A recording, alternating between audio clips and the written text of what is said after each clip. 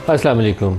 कल जुमे वाले रोज़ पाकिस्तान तहरीक-ए-इंसाफ ने भी एहतजाज की कॉल दे रखी है, जमात-ए-इस्लामी भी एहतजाज कर रही है और इसके अलावा JUI भी कॉल दे चुके हैं और वो भी प्रोटेस्ट करेंगे।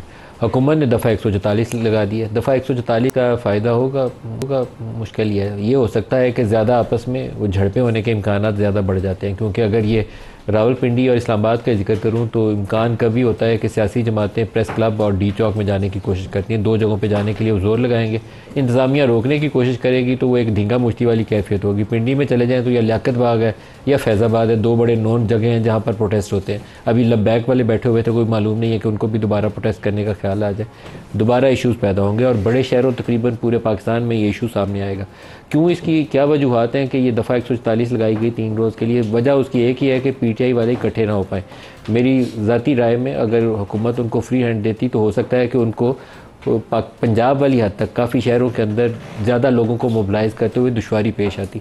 जमात-ए-इस्लामी और JUI वालों को अपने मकबा फ़िक्र के ख़ास स्कूल ऑफ थॉट के लोगों को मोबिलाइज़ करते हुए आसानी होती है, लेकिन PTI वाले एक पोलिटिकल पार्टी के तौर पर जब मोबिलाइज़ करेंगे तो पंजाब उनके लिए एक टेस्ट केस होता। KP में उन्हें यह सहूलत है कि वहाँ पर वो लोग खुद से आ जाते हैं, पंजाब में लोगों को निकालना पड़ता है। तो हुकूमत जब ये रोकने की कोशिश करेगी ज़ोर ताकत के साथ तो फिर उससे मसाइल बढ़ेंगे। लेकिन एक इंडिकेशन इससे ये ज़ाहिर हो रही है कि शायद आने वाले दिन सियासी फ़िज़ा के अंदर ये जो सड़क को गरमाने वाली पॉलिटिक्स होती है ना, उसका माहौल दोबारा बनने जा रहा है। स्ट्रीट पावर शो करेगी PTI भी और बाकी जमातें भी, और हुकूमत के लिए शायद इन जमातों को लग रहा है कि ऐसा मौका आ गया है कि पोस्ट बजट हम दबाव बढ़ाएं तो हुकूमत को परेशान करना ज़्यादा इनके लिए आसान हो जाएगा। पोस्ट बजट बेशुमार इशूज़ हैं, महंगाई का भी इशूज़ है, बिजली के बिलों के इशूज़ हैं, लोग जो सैलरीड क्लास है उनके टैक्स कटेगा जब उनकी तनख्वाहों से, अगली जब उनको सैलरीज मिलेंगी तो वो एक परेशान कुन मसला होगा। जो दूध के डब्बों के ऊपर हुकूमत ने टैक्स लगाया है, जब वो डब्बा लेने अब जाते हैं तो उसके ऊपर 76 रुपये फ़ी लीटर जब इजाफी देते हैं तो हर एक घर का जो बजट है वो तकरीबन उसका बैलेंस ऑफ हो चुका है। तो कैसे आगे मामला चलेंगे, ये अपोजिशन पार्टीज़ को शायद ये लगता है कि बेस्ट अपॉर्चुनिटी है कि इस मौके के ऊपर जितना ज़ोर लगाना है लगा दें। और कई और चीज़ें, कई और अवामिल इस वक्त PTI की एटलीस्ट सपोर्ट में अदालतों की हद तक भी जाते हैं। अदालत से जो फैसला आया सुप्रीम कोर्ट से रिज़र्व सीट्स के मामले में, वो एक उनकी पहली जीत कहना चाहिए। पिछले इलेक्शन से भी पहले से कहना चाहिए, 10 अप्रैल 2022 के बाद से उनकी पहली बड़ी विक्ट्री कहना चाहिए, जहां उन्होंने सुप्रीम कोर्ट के ज़रिए अपना वो मैंडेट जिसको वो कहते थे कि हमें 8 फरवरी को लोगों ने दिया, उसको हासिल कर लिया। आज इलेक्शन कमीशन ने उसमें से 39 मेंबर्स की लिस्ट जो है उसको नोटिफाई कर दिया। ये वो लिस्ट है जिसको सुप्रीम कोर्ट ने कहा कि इन लोगों ने तो अपने एफिडेविट्स जमा कराए थे, टिकट्स जमा कराए थे, आपने उनको इंडिपेंडेंट कैसे डिक्लेयर कर दिया। तो बोझ उन्होंने इलेक्शन कमीशन पर डाला कि आपने तो हमारे फैसले की गलत तशरीह की। तो इलेक्शन कमीशन ने आज उन 39 मेंबर्स के तो नोटिफाई कर दिए, साथ ही उन्होंने एक विंडो क्रिएट की है मामले को ड्रैग करने के लिए। वो सुप्रीम कोर्ट में चले गए कि बाकी 41 के मामले में तशरीह चाहिए। अब 9 या 10 सितंबर तक सुप्रीम कोर्ट की छुट्टियां हैं, सुप्रीम कोर्ट बैठेगी तो फिर मामला आगे चलेंगे, तो मामला अभी लटक जाएगा। एक और वजह से भी लटका कि हुकूमत की कोशिश ये थी कि इसके ऊपर रिव्यू फाइल किया जाए, किसी तरीके से थोड़ी बहुत रिलीफ हासिल की जाए। तो सुप्रीम कोर्ट के अंदर भी इशू सामने आया कि काजी फायजी साहब, जिसके मतलब हुकूमती वज़रा का दावा है, मैं नहीं कह रहा, हुकूमती वज़रा का दावा है कि काजी साहब जल्दी रिव्यू लगाना चाहते थे, लेकिन बाकी 2 जजेज़ ने कहा छुट्टियों के बाद रिव्यू लगाएंगे। तो हुकूमत इसके ऊपर बहुत परेशान है, बल्कि मुझे लगता है कि पैनिक कर रही है बेशुमार वजूहात की बिना पर, और वो उनको मालूम होगा कि वो वजूहात क्या हैं, लेकिन वो सियासी भी हो सकती हैं, लीगल इशूज़ भी हो सकते हैं, और ये जो इकनॉमिक चैलेंजेस आ रहे हैं वो भी हो सकते हैं। आज एक उमर अयूब साहब ने बयान जारी किया है और उस बयान से भी कुछ एक नई पॉलिटिक्स का जो ट्रेंड है वो ज़ाहिर हो रहा है। पिछले कुछ अरसे में PTI के जितने बयानात थे वो आर्मी चीफ को टारगेट करते थे। बुशरा बीबी के हवाले से भी, उनकी सेहत के हवाले से भी खबरें आई तो इमरान खान ने कहा कि आसिम मुनीर मैं तुम्हारा पीछा करूंगा, ये अल्फाज उनके रिपोर्ट किए गए अगर बुशरा बीबी को कुछ हुआ। लेकिन आज उमर अयूब ने बिल्कुल एक मुख्तलिफ बयान जारी किया, सुनिए, उन्होंने फिर आगे गुफ्तगू बढ़ाते हैं। शहबाज शरीफ और ये PDM की हुकूमत जो है ये बदकिस्मती के साथ पाक फौज और तहरीक इंसाफ को आमने सामने कर रही है। शहबाज शरीफ और ये लोग अपने नापाक अजाइम निकालना चाहते हैं, ये इंशाअल्लाह ताला हम कभी नहीं होने देंगे, और ना ही सिपह सालार या जनरल आसिम मुनीर ये होने देंगे। अब ये मालूम नहीं है कि उमर अयूब के ये ज़ाती जज्बात हैं, क्योंकि उनका एक ऐसी फैमिली से ताल्लुक़ है कि जिनके जज्बात फ़ौज के हवाले से हमेशा मुस्बत ही होने चाहिए, या ये उनकी पार्टी पॉलिसी है। तो प्रोग्राम में इसके ऊपर भी बात करेंगे। हमारे साथ जो आज शुरा हैं डॉक्टर निसार जट साहब हैं, पाकिस्तान तहरीक इंसाफ से MNA भी हैं, और आज ये नोटिफाई भी हो गए, इसलिए मैं PTI के MNA के तौर पर इनका तारुफ करवा रहा हूँ, और उनके सीनियर रहनुमा भी हैं। डॉक्टर तारिक फजल चौधरी साहब हैं पाकिस्तान मुस्लिम लीग नवाज़ से, और सेनेटर पलूशा खान है पाकिस्तान पीपल्स पार्टी से। सबको खुश आमदीद कहता हूँ। डॉक्टर साहब, ये जो क्लिप चला उमर अयूब का, ये नई कोई पार्टी लाइन है कि आर्मी चीफ के लिए गुंजाइश लगता है कि आपके दिलों में पैदा हुई है, या कोई आपस में मोहब्बत के लिए कोई रास्ते तलाश कर रहे हैं आप? जी बहुत बहुत शुक्रिया आपका। मलिक साहब, मैं आपको बात बताऊँ, जो साने 9 मई है ना, पहले तो मैं इसको कंडेम करता हूँ। और आपने उसको सानिया का, ये अच्छी बात है, ठीक है, इसे मैं कंडेम करता हूँ। और इसके बाद हमने एक रिक्वेस्ट की कि हमने कहा जी इसकी ट्रांसपेरेंट इंक्वायरी करानी चाहिए। हमें बहुत सारे तहफ़्ज़ात हैं इसके ऊपर। 9 मई की FIR जो हैं वो पोलिटिसाइज हुई हैं, उसके बेनिफिशरीज़ जो हैं वो पाकिस्तान मुस्लिम लीग नून रही है, और हालात व वाक़यात आपके सामने है कि इसमें कोई ढकी छुपी वाली बात नहीं है।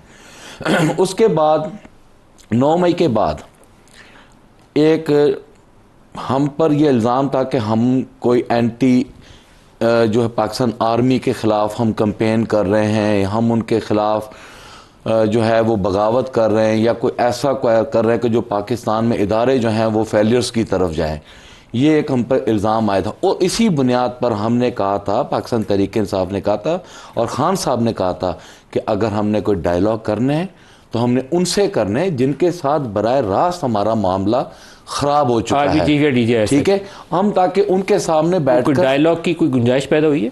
देखिए अभी तक मुझे मालूम नहीं है, लेकिन ये जो पाकिस्तान मुस्लिम लीग नून जो एक जो चरखी में घुमा रही थी 9 मई के इल्ज़ाम पे इल्ज़ाम, और अब वो दहशतगर्द भी डिक्लेयर करने पर आ गए।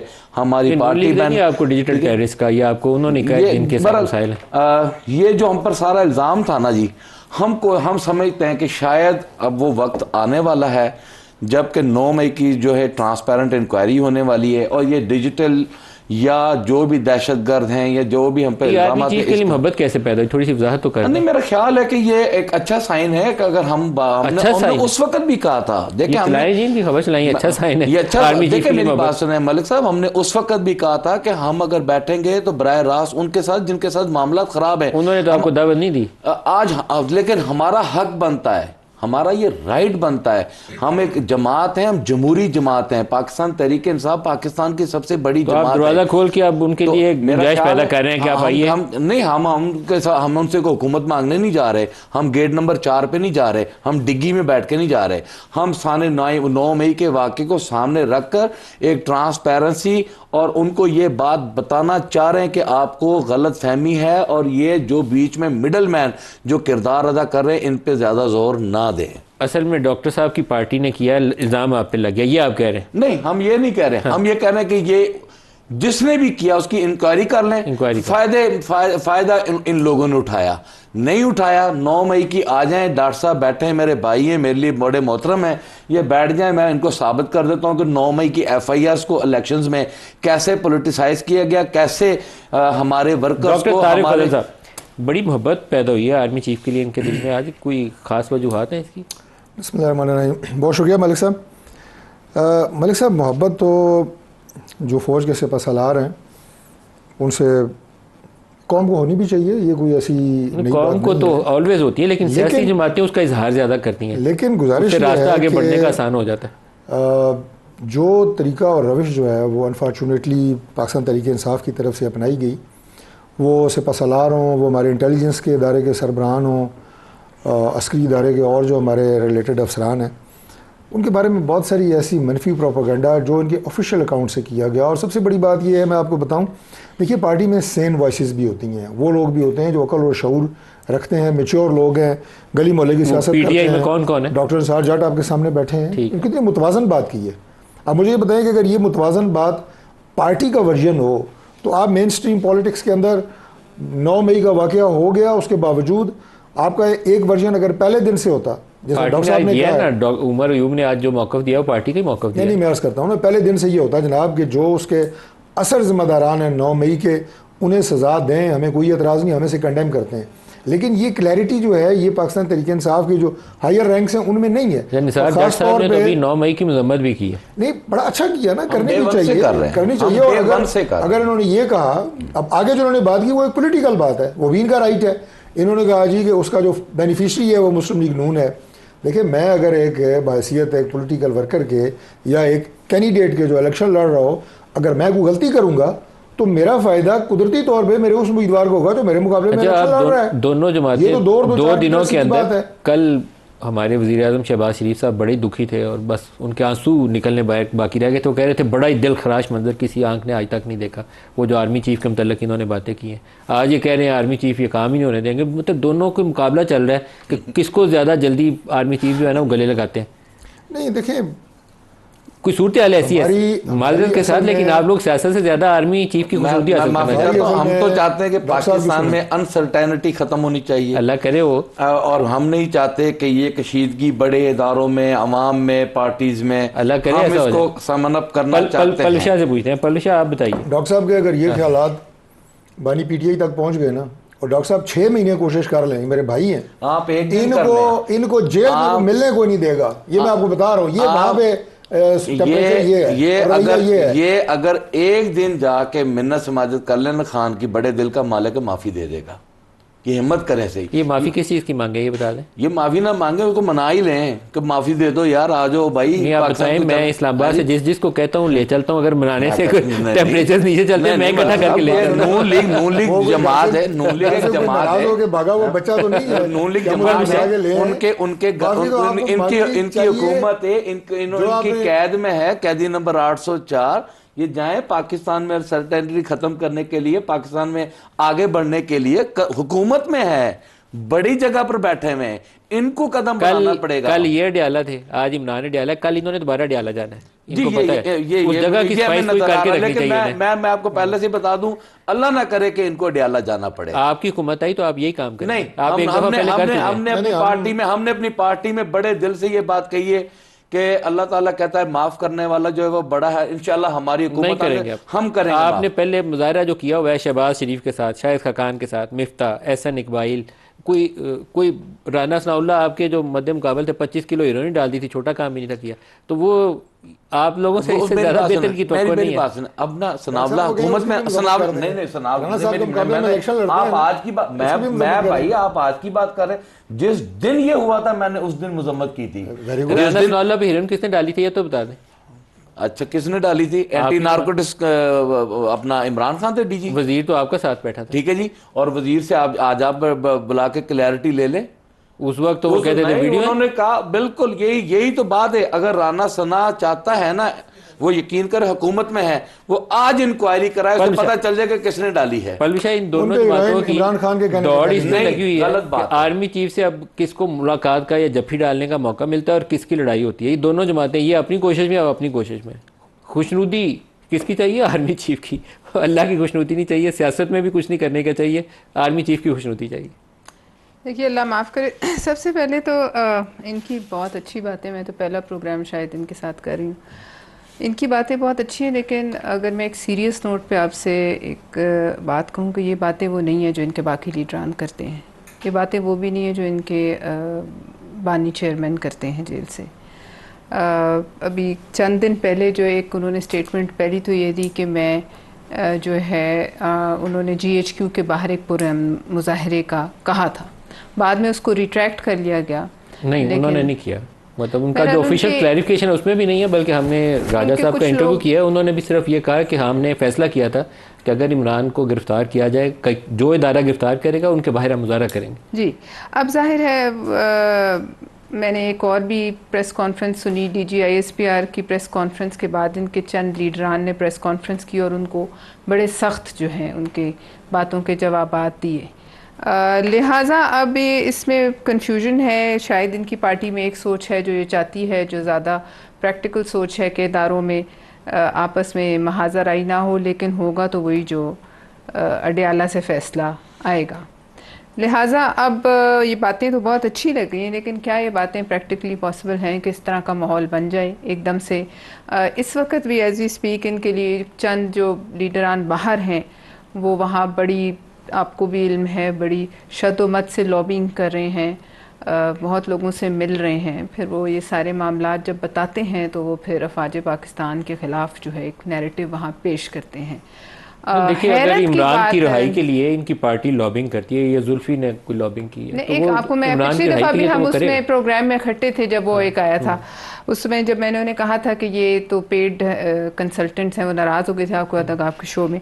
लेकिन हैरत अंगेज़ बात यह है कि वो डोनाल्ड लू जिनको इमरान खान साहब ने कहा कि ये मेरी हुकूमत गिराने के जो है उसमें सबसे बड़ा किरदार इस शख्स का है और अमेरिका का है, और अमेरिका ने एक जो है रिजीम चेंज ऑपरेशन यहाँ किया है। हैरत मुझे है कि वो डोनाल्ड लू आज सबसे बड़ा इनका जो है वो अमेरिका में भी रिजीम चेंज होने वाली है, ये जहन में रखिए। नहीं, वो ठीक है, टाइम वो करीब तो आ रहा है, तो होगी वो सियासत में उसके असरात मुरतब होते हैं, ये बात रूल आउट मत करिएगा। नहीं, हम तो रूल आउट नहीं करें ना, हम उसको कोई तब्दील कर सकते हैं, वहाँ की सियासत पे हम असरअंदाज नहीं हो सकते, लेकिन हमें उन्हीं हालात और वाक़यात के साथ चलना है जो रोनुमा होते हैं। तो है, हमारा अपना एक इंडिपेंडेंट मुल्क है, उसमें जो भी फैसले होंगे पाकिस्तान के अवाम के होंगे। और आपके ख्याल में हम के सारे इंडिपेंडेंट ही फैसले करते हैं? नहीं करते, लेकिन हमें इस हद तक भी तो इसका इतराफ़ जो है और इस पर बिल्कुल वो लबैक नहीं कहना चाहिए। उम्मीद रखनी चाहिए कि हम अपने फैसले ख़ुद करेंगे, लेकिन मैं ये समझती हूँ कि इस मामले में काफ़ी हद तक जो है प्रेशर जो है वो रेजिस्ट किया गया है। मगर ठीक है, आज अमेरिका इनके साथ बड़ी इनके लिए अच्छी जज्बात रख रहा है, तो लिहाजा शायद इनके भी जज्बात चेंज हो गए हों। और आपके ख्याल में इस्टेब्लिशमेंट और पॉलिटिकल फोर्सेस, खास तौर पर पीटीआई, इनके दरमियान में कोई ऐसा माहौल पैदा हो सकता है कि ये जो एक मुखासमत है ना, इसमें कमी आ जाए? वर्किंग रिलेशनशिप सियासी जमातों की होनी चाहिए। कभी इस्टेब्लिशमेंट के कंधे पे चढ़ के हुकूमत भी नहीं बनानी चाहिए और इस्टेब्लिशमेंट को पॉलिटिकल पार्टीज की हुकूमत गिरानी भी नहीं चाहिए, लेकिन इस वक्त मुखासमत है, वो भी मुल्क के मफाद में नहीं है। नहीं है, लेकिन उसके लिए फिर जो है एक बड़ा दिल जो है उसका मुजाहरा करना पड़ता है, दोनों को करना पड़ेगा, दोनों को करना पड़ता है। और मैं तो ये समझती हूँ कि जहाँ तक मैं रीड करती हूँ as a political student and a worker, मुझे तो खान साहब के स्टैंड में कोई चेंज नज़र नहीं आपको आया है। वो अभी भी वही बातें करते हैं। फिर कुछ अर्से पहले बुशरा बीबी की जो कुछ गुफ्तगू सामने आई, और ख़ान साहब ने जो भी आपने रिपीट किया, मैं पीछा करूँगा, तो फिर पीछा करने, हाथ मिलाने के लिए तो पीछा नहीं किया जाता है, जफ्फी डालने के लिए तो पीछा नहीं किया लेकिन जाता। एक हमारा माजी है डॉक्टर साहब, जिसमें जुल्फ़िकार अली भुट्टो को जब फांसी पे चढ़ाया गया तो उस वक्त की इस्टेब्लिशमेंट और अदलिया का गठजोड़ था। किसी की आर्म ट्विस्ट की होगी, किसी ने खुशी से जफ्फी डाल ली होगी, किसी को कोई लालच दे दिया गया होगा, लेकिन वो बंदा फांसी पे चढ़ा दिया आपने मुंतखब वज़ीर आज़म। तो वो सिचुएशन भी अच्छी नहीं होती, और ये जो फ़ौज या वर्दी के ख़िलाफ़ अगर कोई एक बाकायदा ऑर्गेनाइज किस्म की मुहिम हो, वो भी अच्छी नहीं होती। देखिए, बिल्कुल आपकी बात ठीक है मलिक साहब, और एक्सट्रीम्स किसी भी हवाले से अच्छी नहीं होती। और जहाँ तक इस्टेब्लिशमेंट का ताल्लुक़ है, देखें, जो आपने जिस वाक़े का आपने जिक्र किया कि जुल्फ़िकार अली भुट्टो साहब को जो एक जुडिशल मर्डर हम हमेशा उसे कहते रहे हैं, और अब तो सुप्रीम कोर्ट ने वो मान भी लिया है। मैं थोड़ा सा उसको बात को आपकी पहली गुफ्तगू से जोड़ रहा हूँ। उसके बाद भी 9 मई जैसे वाक़यात नहीं हुए। अभी ये कहा गया कि जनाब इमरान खान या वट एवर, लेकिन इमरान खान ने खुद ये बात की है। आपके बहुत सारे जर्नलिस्ट वहाँ पे मौजूद थे, मैं 3-4 टॉक शोज़ में उन जर्नलिस्ट ने बाकायदा आके स्टेटमेंट दी है अपने चैनल्स पे कि उन्होंने ये बात की है। भाई गिरफ्तार आपको गवर्नमेंट कर रही है, और गवर्नमेंट के लेकिन पूरा अमन एहतजाज डॉक्टर साहब टेररिज्म नहीं होता। नहीं, पहली बात तो ये है कि इधर आपके चैनल के बाहर मैं को 2000 बंदों को पुरअमन एहतजाज के लिए बुला लूँ, तो उसके बाद जहाँ पे जो अगर कोई तोड़ फोड़ होगी तो उसका जिम्मेदार भी मुझे ही समझा जाएगा। वो कॉल मैंने दी हुई है। होश करना चाहिए कि मैं बंदे बुला रहा हूँ, किधर बुला रहा हूँ, फिर मामला कंट्रोल में नहीं रहते। इसमें भी शक है कि पुरअमन था, बहरहाल पुरअमन ही मान लें। दूसरी बात यह है कि GHQ के सामने एहतजाज करने की क्या तुक बनती है? इसकी कोई मंतक है कि आप GHQ के सामने एहतजाज कर रहे हैं? वो आपका जो आपका दिफाई सबसे बड़ा इदारा है, उसका वो हेडक्वार्टर है। जब आप सुप्रीम कोर्ट गए थे एहतजाज करते हुए, आप क्यों गए थे? गलत था। वहाँ कौन सा मैं कह रहा हूँ कि बड़ी अच्छी बात थी। उधर भी ये ऐसी जगह है जहाँ पे कोई सियासत की गुंजाइश है ही नहीं कि आप इन इदारों के सामने जाके आप ये अभी भी बुंदियाल शुरू कर दें। जस्टिस बुंदियाल के खिलाफ आप लोगों ने, ये मेरे ख्याल 61 का फैसला गलत फैसला था, उन्होंने कॉन्स्टिट्यूशन रीराइट किया था। मैं उस फैसले को दुरुस्त नहीं मानता, लेकिन आपके लोगों ने यहाँ बाकायदा गालियाँ निकाली थी कॉन्स्टिट्यूशन एवेन्यू पर खड़े होकर, PMLN के लोगों ने निकाली। नहीं, अगर किसी ने वो गाली निकाली है तो गलत किया है, मैं उसको क्यों जस्टिफाई करूँ? वो जस्टिफाई नहीं हो सकता। खैर, गलत एक्शन को जस्टिफाई करना भी लेकिन अपना कॉन्स्टिट्यूशन को अगर एक फर्द वाहिद रीराइट करे, वो कैसा है? किया 63 के वो बड़ा जुर्म है या गाली देना बड़ा जुर्म है? दोनों गलत है। दोनों गलत है ना। ज़्यादा गलत क्या है? कॉन्स्टिट्यूशन तोड़ना जी, और उसे रीराइट करना, इलेक्शन ना कराना, KPK का इलेक्शन ना कराना, आइन तोड़ना, वो उसको अच्छा, इसमें आप दोनों पार्टियां मुकाबला कर सकती हैं कि किसने कौन सा काम गलत किया। आपने आर्टिकल 5 लगा के इनकी असम्बली तोड़ दी थी। आपने तो इन सारों को गद्दार, पूरी असम्बली को गद्दार क्या किया? वहाँ से शुरू हुआ था काम। यहाँ से तो फिर सूबाई असेंबली के अपना स्पीकर ने क्या किया था? अच्छा, मुकाबला यही था ना, मुकाबला है कि कौन ज्यादा गलत काम कर सकता है, दोनों में मुकाबला। मेरा ख्याल है कि ये वो वक्त आ गया है कि हमें आइन पे खड़ा होना पड़ेगा, हर सूरत खड़ा होना पड़ेगा। वाहिद रास्ता है, वाहिद एक रास्ता है। सिविल मिलिट्री रिलेशंस पे बिलीव करते हैं, इस्टेब्लिशमेंट के कंधों पे इंशाल्लाह ताला। मैं आपके चैनल पे अगर खान कल इस्टेब्लिशमेंट के कंधों पे चढ़कर हुकूमत लेगा ना, मैं उसका हिस्सा नहीं बनूंगा। तो हुकूमत अगर इमरान को दोबारा मिली ना तो दोबारा एस्टेब्लिशमेंट से जब भी डालेगा ही तो मिलेगी, वैसे तो नहीं मिलनी। मेरा ख्याल है कि देखिए सिविल मिलिट्री रिलेशंस पे बिलीव करना चाहिए, ये एक सियासतदान का प्रिंसिपल होना चाहिए। 2018 में भी इमरान को हुकूमत उनके कंधों पे बैठ के मिली थी, वैसे लेकिन अब अगर ऐसी बात है ना, अब अगर उन्होंने फिर इसी तरह आइन तोड़ना, इसी तरह ये कुछ करना, अगर ये रिपीट होती है, पार्लियामेंट का मजाक उड़ता है, पार्लियामेंट की तोहिन। देखें इन लोगों ने जख्म से 3 बार ये निकाले गए, 3 बार निकालने के बाद भी आज तक ये सबक नहीं सी हासिल किया, और उन्हीं उसी तरह फिर ये इन लोगों ने जफ्फी डाली। अभी भी वापसी जफ्फी डाल के और अब वापसी भी जफ्फी डाल के, और उसका नतीजा क्या निकला? आज ना नवाज शरीफ को फर्क पड़ रहा है, किसी को फर्क। आज मर वो रहा है जिसकी जेब से पैसे जा रहे हैं और वो भूख से मर रहा है। और जो आइंदा आने वाले दिनों में जो होने वाला है, देखे पाकिस्तान में स्टेबिलिटी लानी है, ये पॉलिटिकल जो है ना कंसेंसस, पॉलिटिकल कंसेंसस के साथ, ट्रांसपेरेंसी के साथ अगर आप लोगों ने आगे चलना है तो पाकिस्तान पे ट्रस्ट करना होगा। और अगर आप इस पे नहीं करेंगे, वही कांधे इस्तेमाल करेंगे, इसी तरीके से आप हुकूमतें लेंगे, एक दूसरे को मारेंगे, पीटेंगे, उसको गद्दार कहेंगे, उसको, ये अगर आप करते रहेंगे तो फिर ये पाकिस्तान हमें कभी माफ नहीं करेगा। एक ब्रेक ले लेंगे, हमारे साथ रहिए।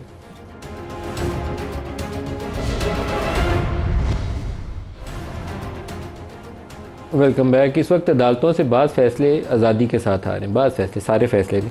आज लाहौर हाई कोर्ट के सामने जिस्मानी रिमांड का केस था, ये 9 मई के वाक़यात के हवाले से।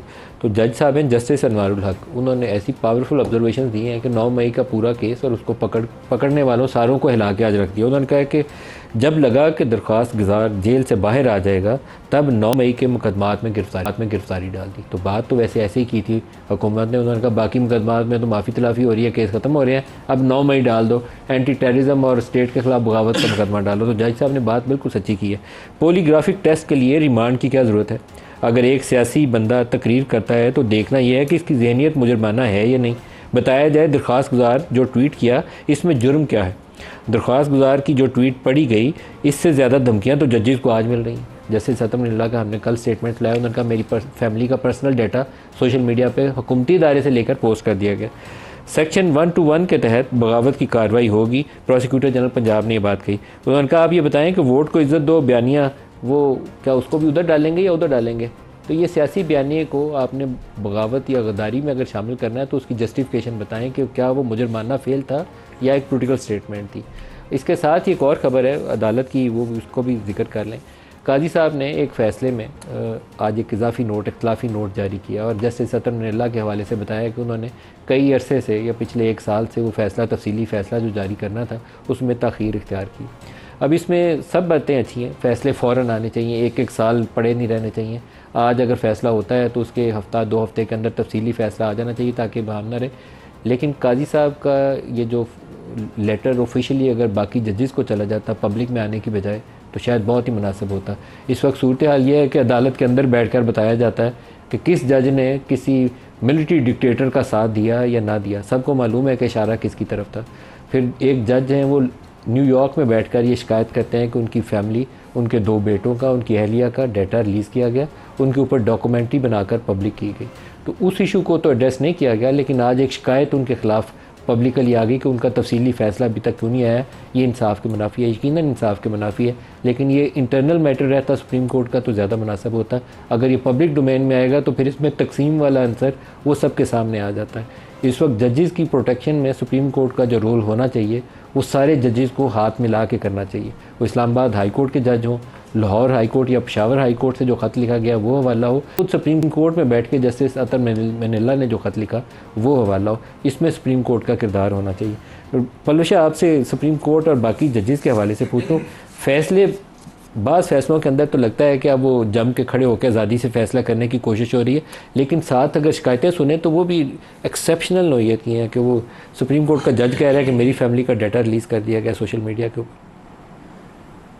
देखिए ज़ाहिर है अब एक ऐसी सिचुएशन तो है कि इदारे एक दूसरे के आमने सामने हैं, और जैसे अभी हम आपसे बात कर रहे थे इंतहाई तशवीशनाक है वो कि हम यहाँ बैठे हुए हंस रहे हैं और माहौल को ज़रा हम लाइट ही ले रहे हैं, लेकिन असल में इस स्टूडियो से बाहर और इस बिल्डिंग से बाहर जो माहौल है इस्लामाबाद का वो इतना जो है पुरसुकून क्या है। माहौल कहता है? माहौल ये कहता है कि वज़ीर आज़म को ये नहीं पता उसकी हुकूमत कल चलनी है कि नहीं। माहौल ये कहता है कि पता नहीं इमरजेंसी ना लग जाए, क्या हो जाए। ये वो शोशे जो इस्लामाबाद में चलते शोशे हैं। Is it doable in the current situation?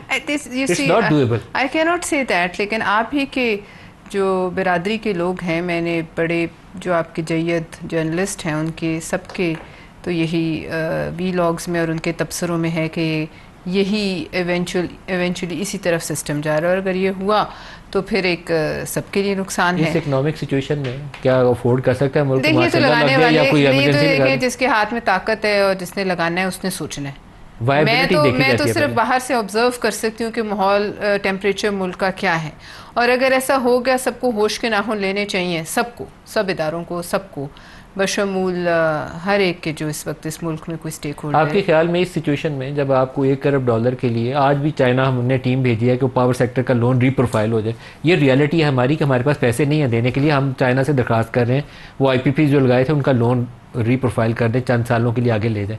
ऐसी सिचुएशन में माशाल्लाह ये इमरजेंसी लग सकती है। It's not viable option. देखिए नदीम मलिक साहब, आप एक इकोनॉमिक पर्सपेक्टिव से बात करें, मैं आपकी बात पे बिल्कुल यकीन करती हूँ कि बहुत मुश्किलात होंगी, लेकिन हम चूँकि उस जगह नहीं बैठे हुए जहाँ ये फैसले होते हैं, इसलिए हमें बहुत सी बातें। आपके ख्याल में जिसने करना है वो इन चीज़ों को साइड के रखे कर गुजरे? जाहिर है नहीं, ऐसे तो नहीं होगा। जिसने करना है वो सोचेगा, और जाहिर है हुकूमत भी है, हम सब हैं, लेकिन होश के नाखून लेना बहुत ज़रूरी है सबके लिए। ऐसे इसको फॉर ग्रांटेड नहीं लिया जा सकता कि हम जो मर्ज़ी करते रहेंगे वो बर्दाश्त होगा। अब अतर में नीला साहब ने जो कहा उसमें एक और भी बात की जो मैं आपको याद करा दूं कि जब आसिफ अली जरदारी साहब का जब वो सदर थे और उनको इस्तिस्ना हासिल था तो किस तरीके का दबाव पाकिस्तान पीपल्स पार्टी की हुकूमत पे था, किस तरीके से रोज हर चीज़ पर, हर इशू पर, कीमतों के तयन पर, हर चीज़ पर हमें कोर्ट में घसीटा गया। अब आप अगर उस 5 साल वो 5 साल जिस तरह सदर आसिफ अली जरदारी ने जिस स्टील नर्व्स के साथ पूरे किए, अगर कोई और होता मैं समझती हूँ उसका नर्वस ब्रेकडाउन हो जाता। लेकिन अगर ये हो गया और उस आप 5 साल को जज करते हैं कि आपकी क्या परफॉर्मेंस रही, तो उसमें ये जो उस वक़्त किरदार था जनाब इफ्तिखार चौधरी साहब का, और आज जो उसी कोर्ट के एक जज ने कहा कि वो गलत हुआ, उस वक़्त यूसुफ रज़ा गिलानी को निकाल देना और उसको इस बात पर फोर्स करना कि वो सदर के खिलाफ एक ख़त लिखें, वो गलत था, गैर आईनी था। अब आप बताइए वो 5 साल तो जो है उस पर जो हमें स्टिकर लगा वो लगा, जो मुश्किल में गुजरे वो गुजरे, जो काम हमने नहीं किए क्योंकि हम अदालतों में खड़े थे। एक फैसला गलत नहीं, जुल्फ़िकार भुट्टो की हैंगिंग गलत, यूसुफ रज़ा गिलानी को निकालना गलत, नवाज शरीफ की अदालत से नाअहली गलत, इमरान खान के खिलाफ अभी जो मुकदमात की नोयत थी 32 साल सजा देने वाला काम वो गलत। तो हमें कभी सबक भी तो सीखना चाहिए कि नहीं सीखना हमने? बस अब वो तो देखिए ना, अब जो हमसे पहले कर गए कुछ हैं जो हैं उनसे पूछिए, जो इस वक्त जिंदा हैं उनको बुलाइए, कोई ट्रूथ एंड रिकन्सिलिएशन कमीशन बनाइए, उनसे पूछिए where is justice Saqib Nisar, कहाँ गए वो तो करके चले जाते हैं, नहीं जाना नहीं देना ना भाई, बात है नहीं, ये बात क्या, जो जिंदा है वो लाइबल है अपने। तारिक साहब जो अभी पलूशा ने बात की, ये जो गॉसिप चलती है कि इमरजेंसी लग जाएगी, पता नहीं माशाल्लाह हो जाएगा, हुकूमत की छुट्टी हो जाएगी बस अक्टूबर में, आपकी पार्टी के वजीर कह रहे हैं अक्टूबर में पता नहीं क्या हो जाएगा। मेरे ख्याल में it's not doable in the current circumstances of Pakistan.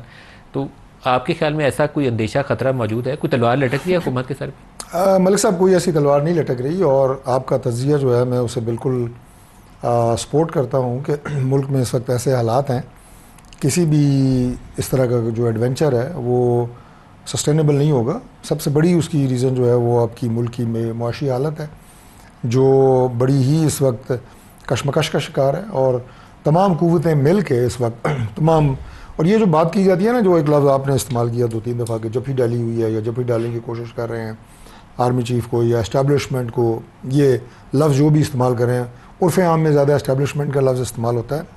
तो मैं अक्सर एक बात कहता होता हूँ कि सिर्फ पाकिस्तान नहीं, दुनिया का कोई मुल्क और गवर्नमेंट एस्टेब्लिशमेंट की सपोर्ट के बगैर नहीं चल सकती।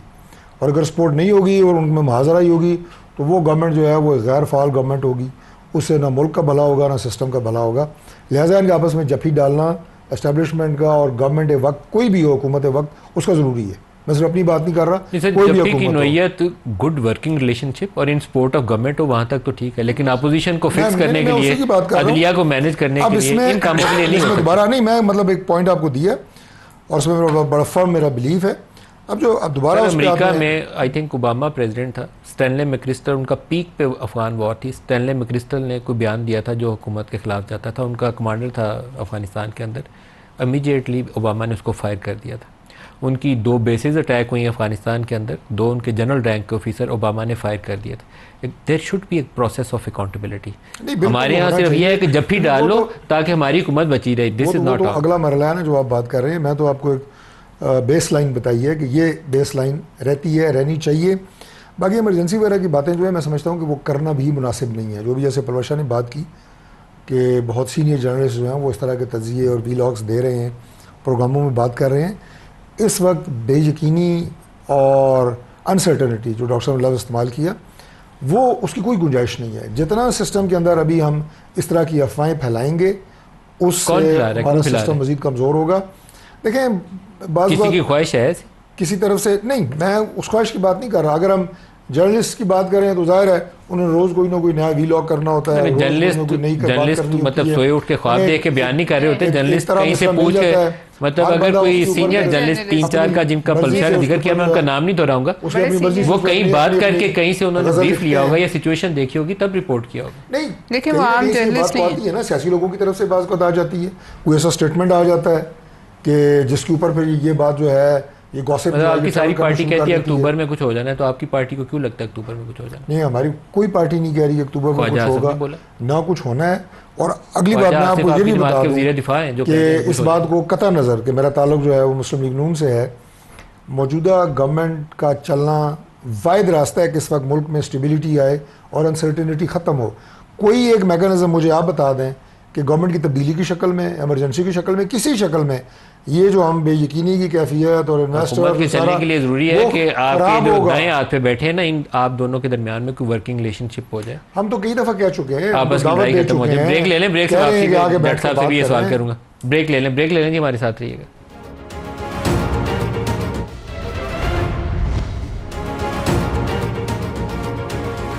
Welcome back. निसार जट साहब, क्या मुल्क के अंदर किसी ऐसे गैर आइनी इकदाम का ख़तरा मौजूद है या emergency with in the constitution भी प्रोविजन मौजूद है लेकिन वो बड़े एक्सेप्शनल सर्कमस्टांसिस के लिए?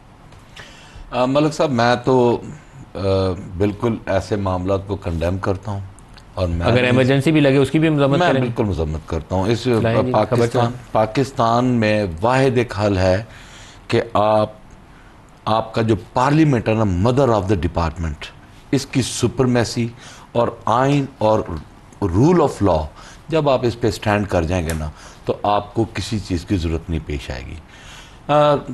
जैसे डॉक्टर साहब ने कहा कि जी हम तो इनकी बारहा में इमरजेंसी का रास्ता निकलता है इसी कॉन्स्टिट्यूशन के अंदर से और ये हुकूमत के दबाव के नीचे हो सकता है कि इस तरह चल पड़े, फिर क्या करेंगे? मेरी बात सुने, देखें, हम ये लॉज हम नहीं बनाए ना, हमारे बनाए हुए लॉज हमारे सामने आते हैं ना। हमें सोचना चाहिए ना कि हम आज अपने तहफ़्फ़ुज़ के लिए लॉ बना रहे हैं, कल ये हमारे खिलाफ इम्प्लीमेंट भी होने हैं। ठीक है, एमरजेंसी पाकिस्तान में अब लगाने की बजाय आप पाकिस्तान में फंडामेंटल राइट सस्पेंड हो जाते हैं उसमें, आपको पता है इमरजेंसी अगर लगाई जाए तो। ये वो तो दफा 44 लगा ले तो खत्म हो जाता सारा मामला। इकोनॉमिक एमरजेंसी की प्रोविजन मौजूद है और आजकल के जो हालात हैं इसके अंदर हो सकता है हुकूमत जान छुड़वाने के लिए कहीं हम तो फंस गए, हमारे ऊपर ही सारा वजन आया हुआ है तो लगाओ इकोनॉमिक एमरजेंसी। ये मेरा ख्याल है कि ये अब इनके पास ये जितने ये बेबस है ना, ये असल में डू मोर पे चल रहे हैं। इनको कहा जा रहा है डू मोर और ये डू मोर को करते करते करते ये अपने सारा ये गड़े में फंस चुके हैं। ये अब ये ना आपने अच्छा इस्तेमाल किया क्योंकि हो आजकल नून लीग के साथ मैंने इसलिए ये टर्म यूज की, जो अमेरिका हमारे साथ करता है ना इस वक्त, वो ये इनके साथ हो रहा है, ये इनके साथ हो रहा है। और ठीक है, मुझे इनके साथ हमदर्दी भी है क्योंकि बेबस है ना, डरते हैं, सच नहीं बोलते, सामने नहीं आते। ठीक है जी, मैं समझता हूं वोट को इज्जत दो का नारा जो इन लोगों ने मारा था ना, उसको रीस्टेट करें, आए मैदान मारें, पाकिस्तान की सालमियत इसमें हुकूमत में बैठ के ये मारे नारा बहाल करें, रीस्टेट करें। फिर ये ना इनको हो कि अगर ये नारा मारा तो हमारी हुकूमत जाती रहनी है, ये नहीं, इसको इस खौफ से नहीं। पहले मेरी बात सुने, डॉक्टर साहब ने कहा कि जनाब हम कहते हैं कि जी हमने हुकूमत को, हमने अपोजिशन को कहा, हमने जो इनके आईनी, हमने स्पीकर के इलेक्शन में हिस्सा लिया, डिप्टी स्पीकर के इलेक्शन में हिस्सा लिया, प्राइम मिनिस्टर के इलेक्शन में हिस्सा, प्रेसिडेंट, डॉक्टर साहब हमारे चीफ व्हिप है नून लीग के, डॉक्टर साहब इस बात के गवाह हैं कि हाउस में जो कानूनी आईनी मामलात हैं, हमने हमेशा इस पार्लियामेंट को आगे चलाने के लिए, पार्लियामेंट के फ्यूचर के लिए हमने पूरा मलिक साहब ये क्या बात हुई कि हमारे एक फैसला आ गया 41 मेंबरों को फांसी देने के लिए आ गए। गुजारिश ये है कि ये जो डू मोर वाली बात है ना, ये इस वक्त इससे मिलती जुलती कैफियत इसलिए है कि IMF का प्रोग्राम हमारे लिए बहुत ज़रूरी था। किसी ने ये भी कहा था कि IMF के पास जाऊंगा तो मैं उससे पहले खुदकुशी करूंगा, आपको अभी तक ना हो के लिए दबाव है, लेकिन हमारे पास इस वक्त IMF की प्रोग्राम IMF को नहीं कह रहे सर, नहीं वही है और कोई डू मोर, ये आपको कह रहे हैं कि आपको कहा जा रहा है डू मोर के PTI को फिक्स करें। साथ मुआहदे के तहत आपको बहुत सारी ऐसी चीजें हैं जो गवर्नमेंट अपनी मर्जी और ख्वाहिश से नहीं कर रही, ये सच है और उसे बोलना चाहिए। सर अगर आपको ऐसे बात मुश्किलात है, मैं सादा से पूछ लेता हूँ, एस्टेब्लिशमेंट का आपके ऊपर दबाव है कि आप PTI को फिक्स करें, ये कह रहे हैं। एस्टेब्लिशमेंट की हमें मुकम्मल सपोर्ट है, होनी चाहिए PTI को फिक्स करने के लिए होनी चाहिए। नहीं PTI ये फिक्स हो रही है अपने करतूतों की वजह से हो रही है। जवाब नहीं दे रहे डॉक्टर साहब, जवाब नहीं दे रहे। पलूषा क्लोजिंग रिमार्क्स। देखिए इस मुल्क में हालात जो हैं उन्हें नॉर्मल करने की बड़ी ज़रूरत है और उसके लिए सबको बड़ी बड़ी कुर्बानियाँ देने के लिए तैयार होना चाहिए, वरना सबको कुर्बान होने के लिए तैयार हो जाना चाहिए। मुल्क की खातिर इकट्ठे हो जाएं, कुर्बानियों की बात की जाए। मैं समझता हूँ कि दोनों जमातों को चाहिए कि कैदी नंबर 804 से फौरन रुजू करें। नंबर वाकई 804 है सर जी, मान लो ना, मान नहीं लो। निसार साहब, तारिक बदर साहब, पलूषा खान साहब का बहुत शुक्रिया, आज के लिए इतना ही, इजाज़त दीजिए, अल्लाह हाफ़िज़।